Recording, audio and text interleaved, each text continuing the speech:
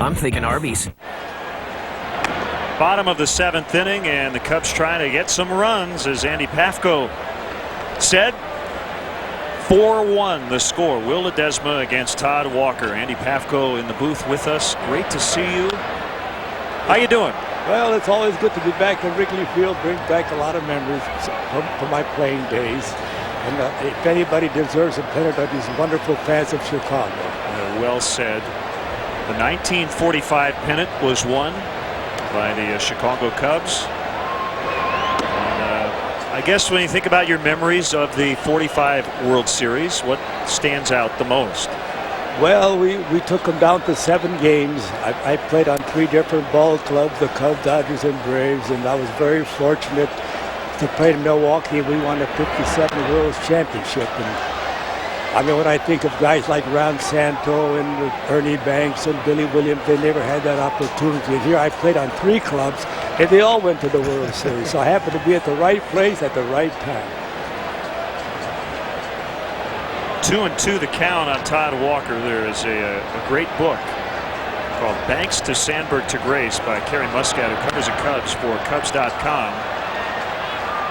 There's former Cubs. It's caught by Gomez. Former Cubs reminisce about their times with Chicago.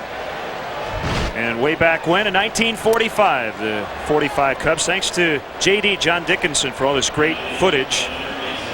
And one of the things you talked about in Kerry's book was the fact that you said there were a lot of people who couldn't get a ticket, but you said there wasn't nearly the excitement around the World Series that there is today. You said that it was much more local, wasn't really as much all over the country.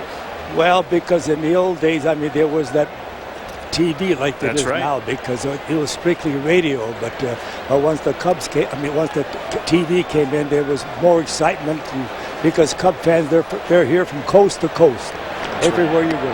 1948, Cubs began broadcasting on WGN. And talk about your manager, Charlie Grimm.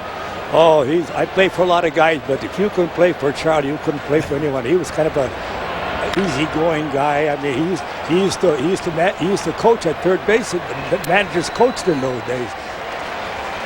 Oh, he would put on a lot of signs, and if a guy was sliding to third base, he was sliding into the coaching box. I mean, he was right into it.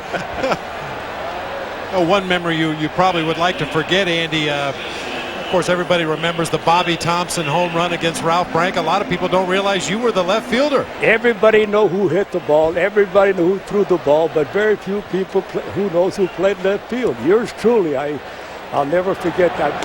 That was my biggest disappointment in my whole career. I mean, and then the way it turned out, Bobby became a teammate of mine up in Milwaukee.